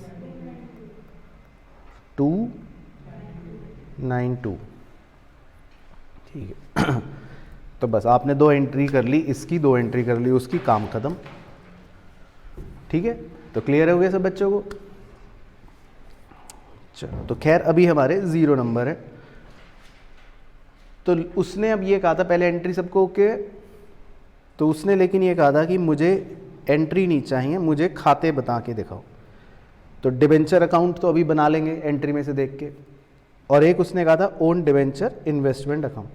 अब ये खाता बनेगा जो आपको चैप्टर 9 में सिखाया था, उसमें याद है ना, जब आप इन्वेस्टमेंट खरीदते थे डिबेंचर में तो खाता बनता था थोड़ा सा अतरंगी, हाँ, date, particular, face value, interest, cost, ये कॉलम्स होते थे।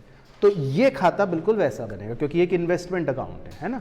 तो जैसे ही कोई भी आप इन्वेस्टमेंट अकाउंट बनाओगे तो वहीं पे चैप्टर 9 लग जाएगा, इसीलिए पहले चैप्टर 9 सिखाते हैं आपको। तो चलो हम दोनों ढांचों के मतलब वो बना लेते हैं, स्ट्रक्चर्स।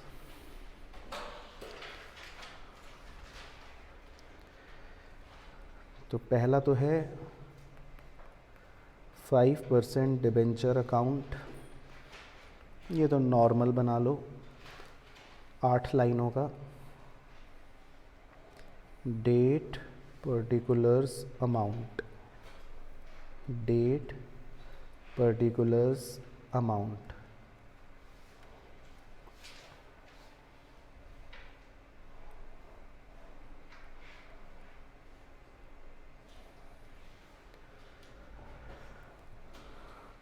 और दूसरा उसने कहा था ओन डिबेंचर वाला इन्वेस्टमेंट अकाउंट बना लो, तो ओन डिबेंचर वाला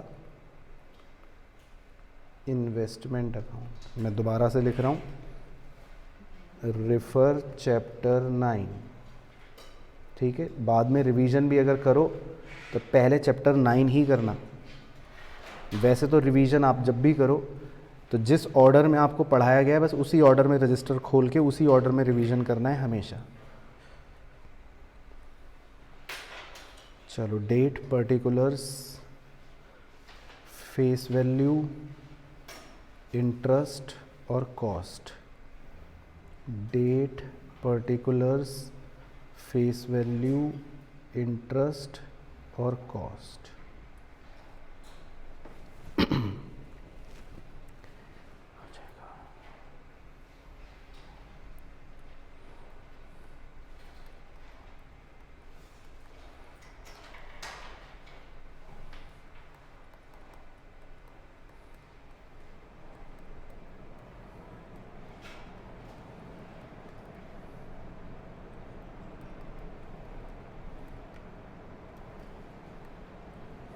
ठीक है, तो बस 2 ढांचे बनाने।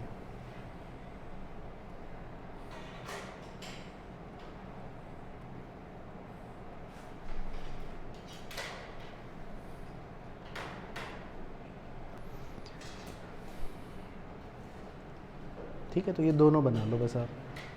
एक हो गया डिबेंचर अकाउंट और एक हो गया ओन डिबेंचर इन्वेस्टमेंट अकाउंट। चलो आइए जी, तो बस हमको बहुत ही सिंपल, कुछ भी नहीं करना, एंट्री देखनी है, फिर पोस्टिंग चिपका देंगे। तो पहली एंट्री तो 1 मार्च को कर रखी है हमने, own debenture investment account debit, फिर interest account debit to bank, है ना। तो इसकी पोस्टिंग करते हैं, आ जाओ इन्वेस्टमेंट अकाउंट में। वैसे तो आपको वो भी याद होनी चाहिए जो चैप्टर 9 में सिखाई थी, और नहीं तो अभी भी सोच के कर सकते हो। तो आपकी एंट्री है own debenture investment account debit, तो हम डेट लिख लेंगे 1 मार्च, और पर्टिकुलर में क्या लिख लेंगे, टू बैंक अकाउंट। याद आ गया। फेस वैल्यू में लिख लोगे, कितने डिबेंचर खरीदे थे आपने, 250 है ना, तो फेस वैल्यू हो गई 25,000। इंटरेस्ट आपने निकाल रखा है, वो वर्किंग में दिखाना पड़ेगा, तो ब्रैकेट में ऐसे ही लिख लेते हैं वर्किंग नोट 1। हालांकि आपके लिए तो, क्योंकि आपने जर्नली कर ली थी, तो आपके लिए मतलब ये वर्किंग नोट 1 ये है। वैसे मतलब जो आपने एंट्री कर रखी है ना, ये वर्किंग नोट 1, आपका वर्किंग नोट 1 ये है वैसे। लेकिन आप एग्ज़ाम में तो इंटरेस्ट निकाल के दिखा दोगे कि भाई इंटरेस्ट मैंने कितना निकाला था, 521, तो 521 इंटरेस्ट में लिख लोगे। और कॉस्ट कितनी थी, एक्स इंटरेस्ट प्राइस जो था 24725। तो आपको याद आ गया सबको, ये सेम चीज़, बस तो ये करना है हमको। तो पहली एंट्री हो गई। अब दूसरी एंट्री पढ़ो क्या कर रखी है, 5% डिबेंचर अकाउंट डेबिट, 25,000 रुपये। तो हमें 5% डिबेंचर अकाउंट ही बनाना है, तो अब इसमें पोस्टिंग करेंगे तो एक तो लिख देंगे टू ओन डिबेंचर, और एक लिख देंगे टू गेन ऑन कैंसिलेशन। तो ये सिंपल है। तो 1 मार्च को 2 पोस्टिंग कर लेते हैं। 1 मार्च को 2 पोस्टिंग कर लेते हैं। टू ओन डिबेंचर अकाउंट 24,725 और to gain on cancellation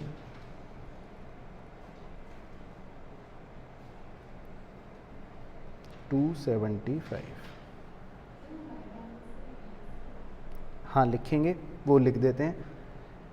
debentures का ओपनिंग बैलेंस लिख लेते हैं बच्चों जी, 1 जनवरी का ना, बाय बैलेंस बीडी, मतलब वो भी लिखना तो है ही। हमारे पास डिबेंचर्स थे ना ओपनिंग में, वो लिख लेना। हमारे पास कंपनी ने इशू करे थे ना, ये रे शुरू में 1500 डिबेंचर्स थे 100 रुपये ईच के, तो वो लिख लेते हैं ओपनिंग बैलेंस की तरह, 1.5 लाख रुपए बाय बैलेंस बीडी, है ना। बाकी मेरा भी फोकस पोस्टिंग पे था, तो पोस्टिंग क्लियर हो गई उस एंट्री की। चलो ठीक है, बस तो वो भी हो गई। अब 1 सितंबर वाली पोस्टिंग पे आ जाते हैं। 1 सितंबर में था पहले तो own debenture investment account debit, interest account debit to bank, तो इसको पोस्ट कर लेते हैं। आ जाओ ओन डिबेंचर अकाउंट में 1 सितंबर टू बैंक अकाउंट, ब्रैकेट में लिख लेंगे वर्किंग नोट 2 दिखाने के लिए। तो 200 डिबेंचर्स खरीदे थे यानी 20,000 रुपये। इंटरेस्ट आपने निकाल लिया था 417, और एक्स इंटरेस्ट प्राइस आपने बताया था 19,708। ठीक है, ठीक है, ओके।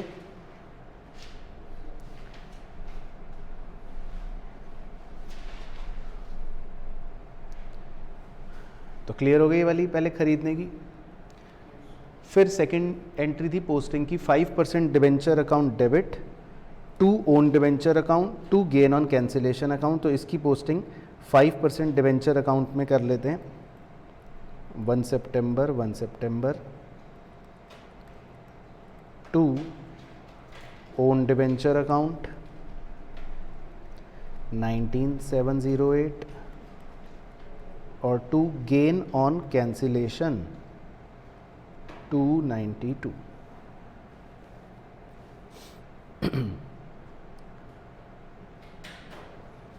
ठीक है, तो क्लियर हो गई ये वाली पोस्टिंग भी। अब इसमें क्रॉस पोस्टिंग भी कर लेते हैं, क्योंकि इस एंट्री में,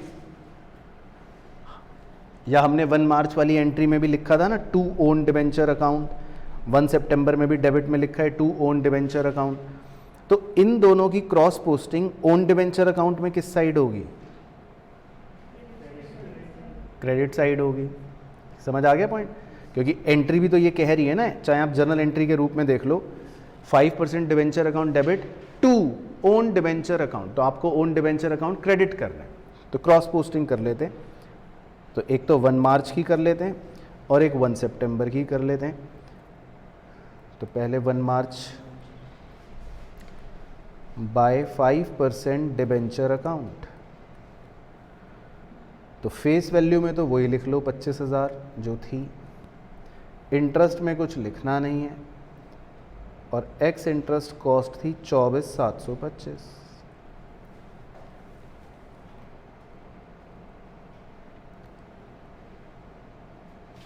और इसी तरह 1 सितंबर में भी लिख लो बाय 5% डिवेंचर अकाउंट, है ना, क्रॉस पोस्टिंग। और इसकी क्रॉस पोस्टिंग कर रहे हैं, देखो लास्ट एंट्री की फेस वैल्यू में 20,000, क्योंकि 200 डिवेंचर थे। इंटरेस्ट कुछ लिखना नहीं है, और एक्स इंटरेस्ट प्राइस था 19,708। ठीक है, तो अब आप क्लोज कर दो। तो फेस वैल्यू तो 45, इधर भी 45, कॉस्ट का टोटल 44,433, तो इधर का भी टोटल 44,433। तो आप देखो इन्वेस्टमेंट में कोई बैलेंस नहीं बचेगा, क्योंकि आपने इन्वेस्टमेंट खरीदी और वो ख़त्म भी हो गई, कैंसिल भी हो गई। तो इन्वेस्टमेंट खरीदी और ख़त्म हो गई, तो इसीलिए इन्वेस्टमेंट अकाउंट में देखो बाय बैलेंस CD 0 बच रहा है। मतलब आपके पास कोई इन्वेस्टमेंट नहीं है, क्योंकि जो आप खरीदते हो वो कैंसिल कर देते हो। क्लियर हो गया पॉइंट? हाँ, इंटरेस्ट के कॉलम में भाई 2 खर्चे हैं आपके, टोटल आ गया कितना? 938। तो इंटरेस्ट के कॉलम में बैलेंस बच रहा है 938। ये आपको सिखाया था चैप्टर 9 में, कहाँ ट्रांसफ़र करते हैं? P&L। तो ये आप लिख लो, ईयर का एंड 31 दिसंबर की डेट बाय P&L अकाउंट। चाहे उधर बचे चाहे उधर बचे, जहाँ मर्जी बचे, तो ये आ गया बाय P&L अकाउंट।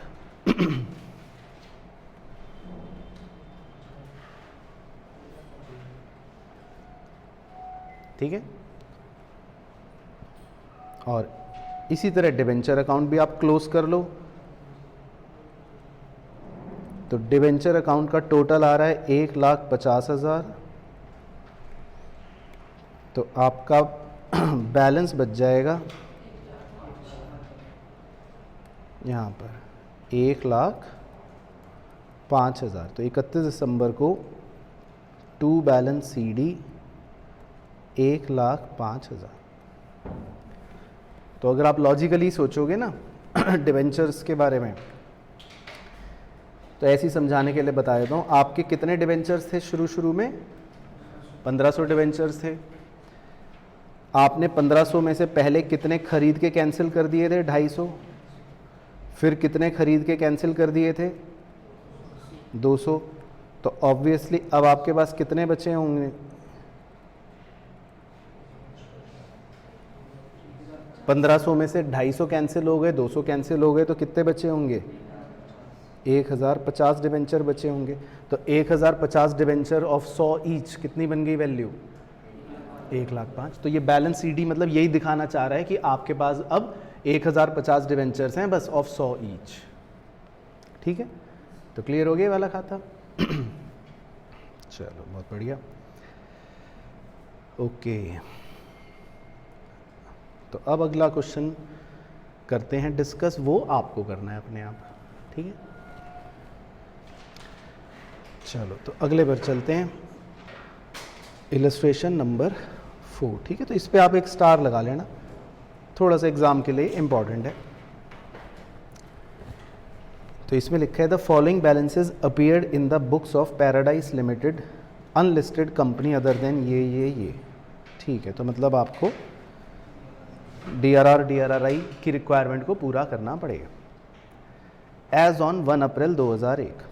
तो ऐसी बैलेंस शीट बस बनाने के लिए बना लेता हूँ आपके लिए कि भाई एक बैलेंस शीट दे रखी है, मतलब आपको एक कंपनी की पोजीशन सी मान लो बताने के लिए बता रहा है कि एक कंपनी है, उसकी बैलेंस शीट में आपको या उसके पोजीशन में आपको क्या नज़र आ रहा है वो बता रहा है। तो क्या नज़र आ रहा है, नंबर 1 12% डिवेंचर्स ₹7,50,000। तो आप कैसे इंटरप्रेट करोगे इस बात को,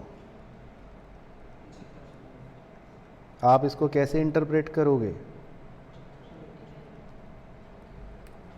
हाँ, आप इंटरप्रेट करोगे कि भाई 7,500 डिवेंचर्स हैं ऑफ 100 ईच। ठीक है, तो इसका मतलब कंपनी के ये डिवेंचर्स हैं। सेकंड, बैलेंस ऑफ DRR 25,000 रुपये। कंपनी के पास एक मटका भी नज़र आ रहा है, कितने रुपए का? 25,000 रुपये का। उसके बाद नंबर 3, DRR इन्वेस्टमेंट 1,12,500 रुपये की, represented by 10% ₹1125 secured bonds of government of India of ₹100 each. ठीक है, तो मतलब थोड़ा डराने के लिए दे रखा है, इसको सिंपल भाषा में लिख देता हूँ कि मतलब ये DRRI है, एक निवेश है, और ये निवेश जो है ऐसा लिख लेते हैं, ये 10% वाला मतलब निवेश है, 10% DRRI है 1,12,500 रुपये की। वो तो उसने उसका ब्रेकअप बता रखा है कि भाई ये आपने क्या खरीदे होंगे, 1125 मतलब आपने यूनिट्स खरीद रखे होंगे ऑफ 100 ईच, वो ऐसे बता रहा है। तो इससे हमें वैसे कोई मतलब नहीं है, हमारे लिए तो ये है कि भाई हमारे पास एक 10% रिटर्न देने वाली DRRI है, मतलब निवेश है 1,12,500 रुपये की। तो क्लियर हो रहा है आपको? इसके बाद annual contribution to DRR was made on 31 March every year. ठीक है, कह रहा है कि हम DRR में हर साल जो मतलब पैसा डालते हैं वो 31 मार्च को डालते हैं। तो ये मतलब ये है कि आप DRR में पैसे जब डालोगे तो 31 मार्च को डालोगे। अब एक बार रिक्वायरमेंट 1 चेक करना ज़रा कंपनीज एक्ट की कि DRR आपके पास कितना होना चाहिए, शुड बी, वेरी गुड, 75,000 होना चाहिए, है ना। तो आपके मटके में 75,000 का पानी होना चाहिए, लेकिन बट DRR इज कितने रुपए है? 25,000। तो आप कितना पानी डालोगे? ठीक है, तो क्लियर हो गया पॉइंट। ठीक है, तो मतलब ये आप अपने आप कर लोगे ना, मैं बिल्कुल इलस्ट्रेशन 2 हो गया ये एक तरह से जो आज शुरू करा था, तो इसीलिए आपको अपने आप दे रहा हूँ, लेकिन लिख देता हूँ चलो एंट्री। तो 50,000 रुपये का पानी आपको अपने आप डालना है। चलो ठीक है, उसके बाद क्या कह रहा है, on 31 March the balance at bank was 7,50,000 before the receipt of interest. कह रहे 31 मार्च 2002 वाले दिन, यानी ठीक 1 साल के बाद। तो 31 मार्च 2002 वाले दिन कह रहे 1 साल बाद हमारे बैंक में 7,50,000 है, चलो ठीक है, before the receipt of interest. तो इसका मतलब है कि आप इसमें 1 साल बाद रिडीम कर रहे हो, ये मतलब है, आगे भी पढ़ लेते हैं वैसे। The investments were realised at par. तो आपने 31 मार्च 2002 को सबसे पहले सुबह सुबह 5 बजे क्या करा, इस DRRI को क्या कर दिया, सेल कर दिया, वो तो आप करते ही हो ना भाई। आपने 31 मार्च 2002 को रिडम्पशन करना है, तो सबसे पहले आप इस DRRI को क्या करोगे, बेच दोगे, और एट पार, मतलब नो प्रॉफिट नो लॉस, वही सेम इलस्ट्रेशन 2। अब ये बता दो चलो मेरी मन की संतुष्टि के लिए कि इस DRRI पर आपको 1 साल का कितना ब्याज मिलेगा, ये बताओ।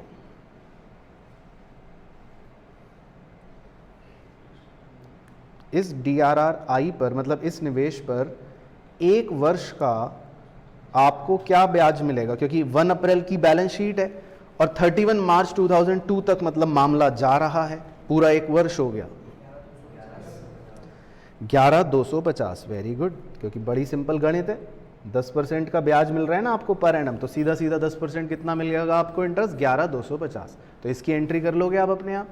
यहाँ तक क्वेश्चन बिल्कुल क्लियर है, ठीक है, ब्याज मिल गया।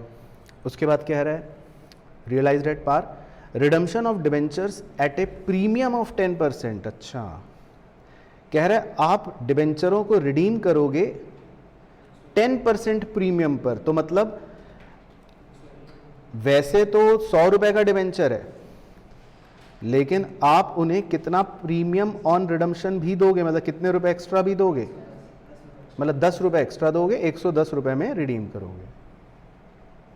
तो ये क्लियर हो गया पॉइंट। बस बाकी तो खाते कह रहा है बना के दिखा दो, वो तो आपका काम है, मेरा काम है नहीं। इस बार बैंक भी बनाना है, तो आपको 5 खाते बना के दिखाने, ठीक है, तो वो तो आपका काम है। तो भाई सवाल से किसी को डर तो नहीं लग रहा, मतलब ये मेरा काम है कि आपके मन में डर नहीं होना चाहिए। सवाल बिल्कुल ओके, सेम एज इलस्ट्रेशन 2। चलो तो अब आप करें। अकाउंट आपको ये वाले बनाने हैं, debenture account, DRR account, DRRI account, bank account और डिबेंचर होल्डर अकाउंट, ठीक है ना। बाकी इंटरप्रिटेशन ये है और क्वेश्चन ये है, तो मैं क्वेश्चन आपका लगा देता हूँ, तो आप आराम से करें, फिर डिस्कस करते हैं। हाँ बिल्कुल, सेकंड रिक्वायरमेंट भी चेक करेंगे, तो एक बार चेक कर लो, चलो लगे हाथ मैं ये चेक करवा देता हूँ।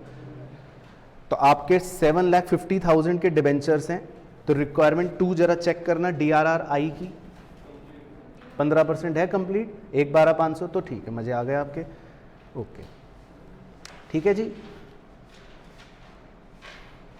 चलो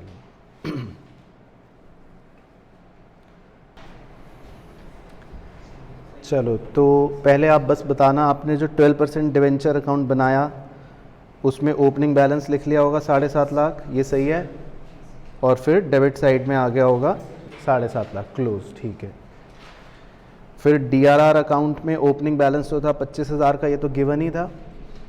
फिर बाय PNL 50,000 का हमने और डाल दिया था, और फिर सबसे लास्ट में आपने सारा पैसा ट्रांसफ़र कर दिया होगा जनरल रिजर्व में, तो 2 जनरल रिजर्व ये आ गया होगा। तो ये ओके दोनों अकाउंट सब बच्चों के।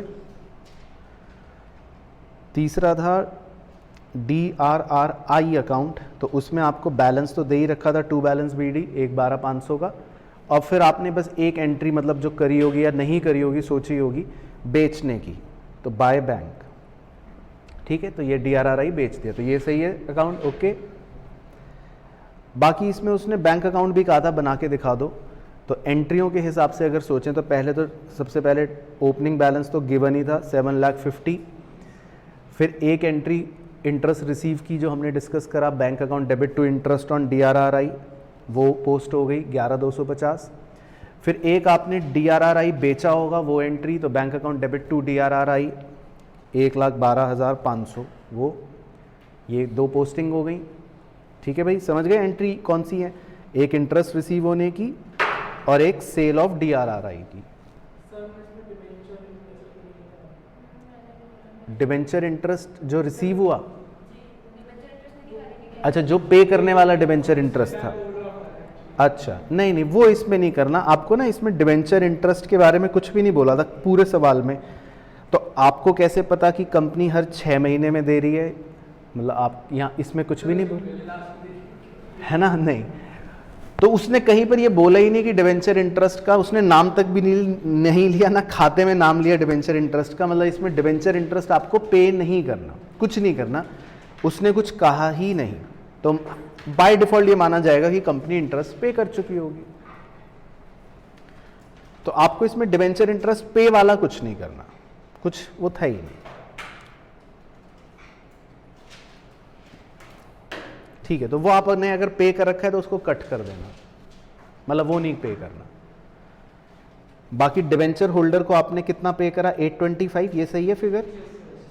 ठीक है, बस तो वो इंपॉर्टेंट है 825। तो आपका बैलेंस बच जाएगा 48,750।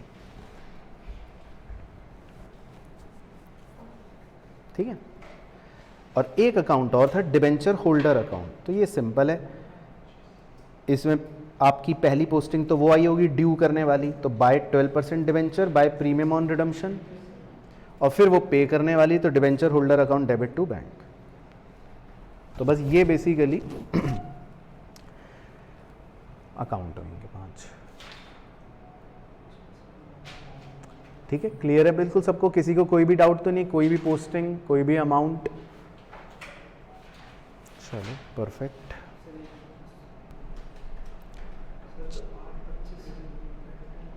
चलो तो एक क्वेश्चन और करना है। चलो तो ये एक छोटा सा क्वेश्चन है, बाय चांस आ जाए एग्जाम में तो मज़े आ जाएंगे आपके। Question number 1 practical question. तो ये पढ़ते हैं क्या कह रहा है।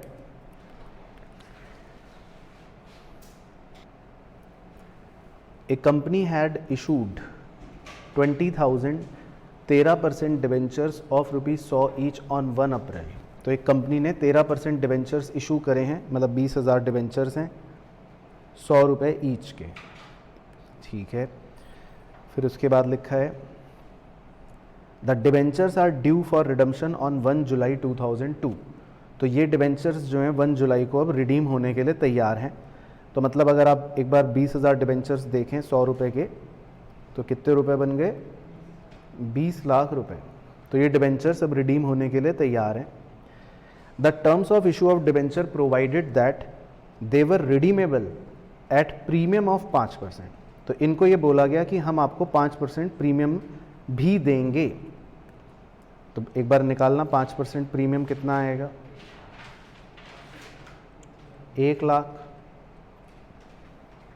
मतलब अगर 20 लाख रुपए के डिबेंचर्स हैं और आप 5% उन्हें एक्स्ट्रा दोगे तो 1 लाख रुपए आ जाएगा। चाहे ऐसे निकाल लो, चाहे 100 रुपए का 5% 5 रुपए, तो 20,000 इंटू 5 रुपए तो भी 1 लाख आ जाएगा। तो 1 लाख रुपए आप उनको प्रीमियम देने की बात कर रहे हो। फिर लिखा है and also conferred option to the debenture holders to convert, अब यहां से ध्यान से पढ़ना, 20% of their holding into equity shares. Bracket में लिखा है नॉमिनल वैल्यू 10, मतलब फेस वैल्यू है 10, लेकिन बाहर वैसे दे रखा है एट ए प्राइस ऑफ ₹15 पर शेयर। तो ये बात थोड़ा सा समझा देते हैं आपको।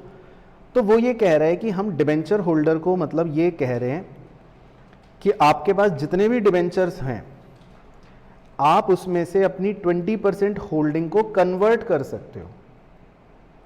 मतलब आप अपने 20% होल्डिंग के बदले में हमसे शेयर्स ले सकते हो, और आपको हम जो शेयर देंगे ना वो 15 रुपए के भाव पे देंगे।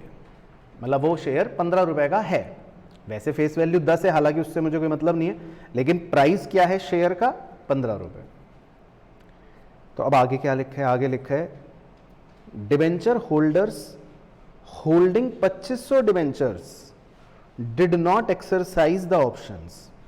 तो 2500 डिबेंचर्स ने तो मना कर दिया, कह रहा भाई नहीं हमें नहीं करने कन्वर्ट, हम तो पूरे पैसे लेंगे। तो इसका मतलब क्या भाई? टोटल 20,000 डिबेंचर्स हैं, तो 2500 डिबेंचर होल्डर्स तो कह रहे हैं, 2500 लोग तो कह रहे हैं भाई हमें नहीं करना ये कन्वर्ट वाला काम। तो मतलब मैं डायग्राम बना देता हूं। तो अगर टोटल 20,000 डिबेंचर्स हैं और 2500 तो कह रहे हैं कि हम कन्वर्ट नहीं करना चाहते, do not want to convert, तो इसका मतलब कितने लोग इस स्कीम को मानने के लिए तैयार हो गए? तो 17,500 लोग जो हैं वो कह रहे हैं कि चलो ठीक है हम इस स्कीम को मान लेते हैं। लेकिन अब ये ध्यान रखना कि 17,500 डिबेंचर्स जो इस स्कीम को मान रहे हैं, तो इसका मतलब ये नहीं है कि वो 17,500 पूरे ही कन्वर्ट हो जाएंगे।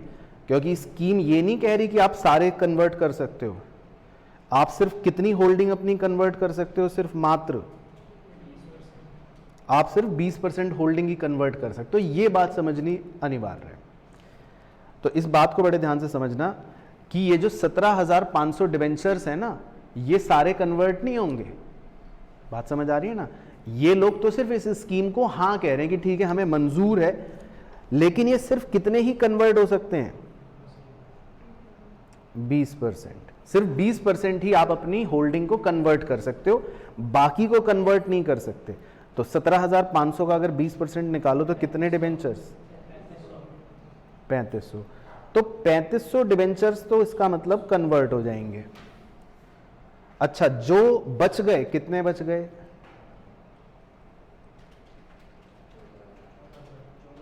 14,000।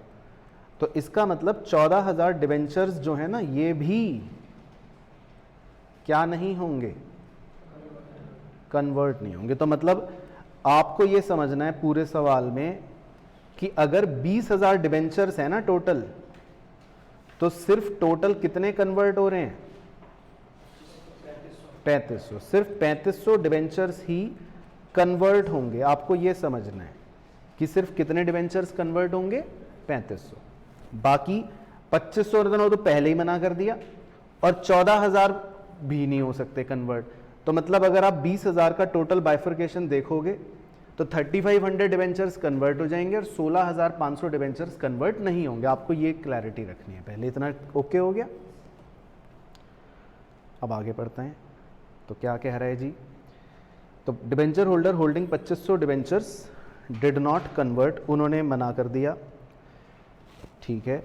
कैलकुलेट, अब क्या निकालना है हमें? Calculate the number of equity shares to be allotted to the debenture holders exercising the option to the maximum. तो बस आपको ये थोड़ी सी गुणा भाग करके निकालना है कि कितने इक्विटी शेयर दिए जाएंगे, ये निकालना है। तो एक बार मैं दोबारा सवाल के एनालिसिस पे आ जाता हूँ। तो पहले आप सवाल में मुझे बताते रहना स्टेप बाय स्टेप। पहले आपको ये समझ आ गया कि हमारे 20,000 जो डिबेंचर्स हैं उनमें से 2500 डिबेंचर्स तो कन्वर्ट नहीं होंगे, ठीक है ना? तो इसका मतलब ये 2500 लोग तो हमसे क्या लेंगे? कैश।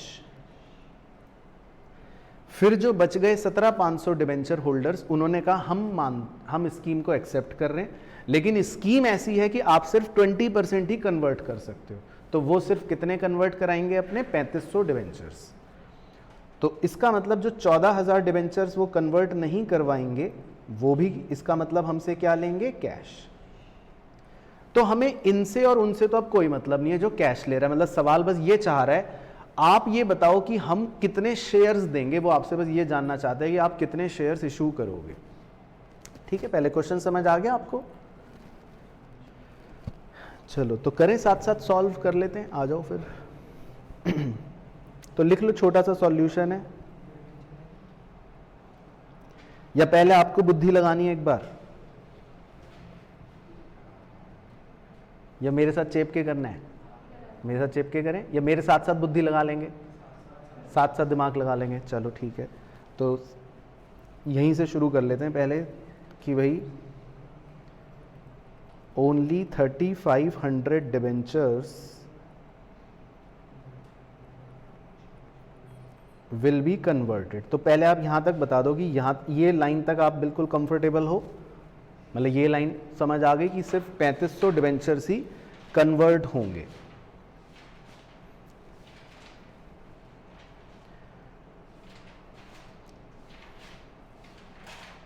चलो अब ये बताओ amount of these debentures to be redeemed। In debentures को कितने रुपए आपको देने हैं, ये पहले आप रुपए बताइए। 3। ठीक है, कैसे निकाला आपने?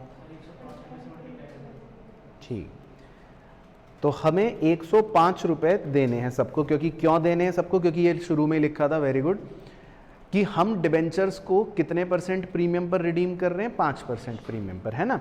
तो एक डिबेंचर 100 रुपये का है और आप 5% का प्रीमियम भी दे रहे हो, यानी कि 5 रुपये उसको एक्स्ट्रा भी दे रहे हो। तो इसका मतलब आप कितने रुपए दे रहे हो अपने डिबेंचर वाले को? 105।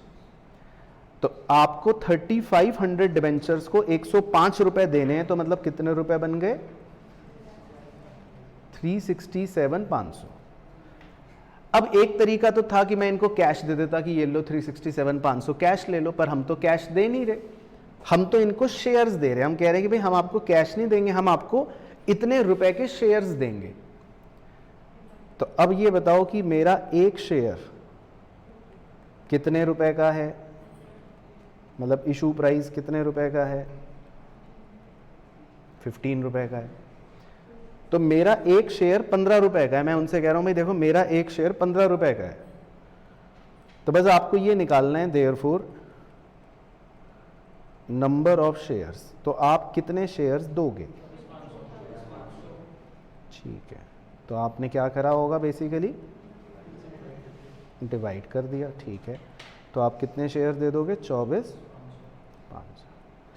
तो बस ये छोटा सा क्वेश्चन था, एक सही आंसर। तो आप 24,500 शेयर्स दे दोगे।